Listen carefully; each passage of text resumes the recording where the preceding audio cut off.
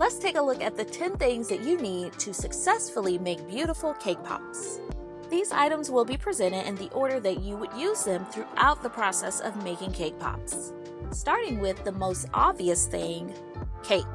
After baking and cooling, or freezing and thawing your cake, you can trim off the caramelized edges and crumble the cake into a bowl. Doing so with food safety in mind requires the use of gloves, which is item number 2. I'm using nitrile gloves to crumble the cake. The third item is icing. Now this is just as important as the crumbled cake because it holds the cake pops together while adding a little bit of flavor and sweetness. It's very important that you start by adding about 1/2 tablespoon of icing. Adding too much icing is a common mistake and one that you definitely want to avoid when making cake pops. If you don't want to use store-bought icing, you may certainly make your own buttercream icing. I've linked a video to my easy buttercream icing recipe in the description. Item number 4 are pop sticks. These are available in a variety of colors and are typically made of paper, plastic, or wood. Simple, white, 8-inch long sticks are my favorite. A block of styrofoam comes in handy for holding cake pops as you work with them. Using a pop stick to punch holes into the styrofoam before getting started helps to position the pops into the block much easier. Item number 6 is the candy coating, which is just as important as the cake and the icing.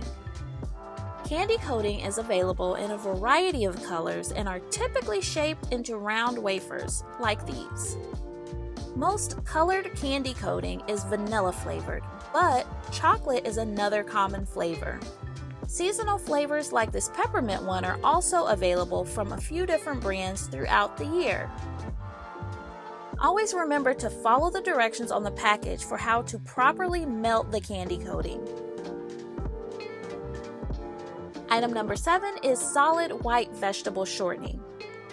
This comes in handy when your melted candy coating is too thick and must be thinned out to properly coat the cake pop.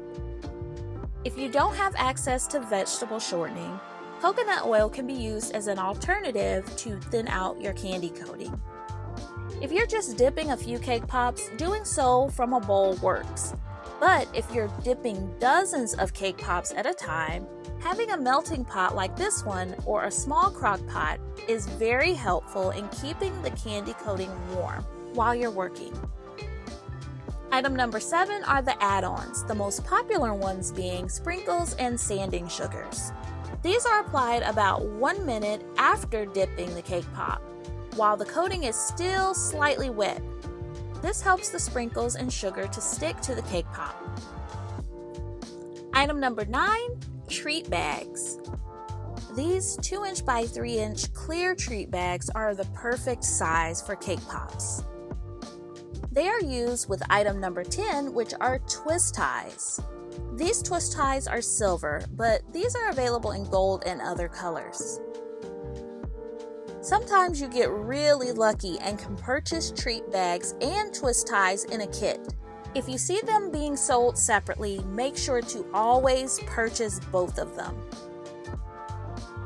If you enjoyed this video, be sure to share it with your friends and subscribe to be notified when I upload more great food crafting content. A special shout out to all of my wonderful channel members, and as always, thanks for watching.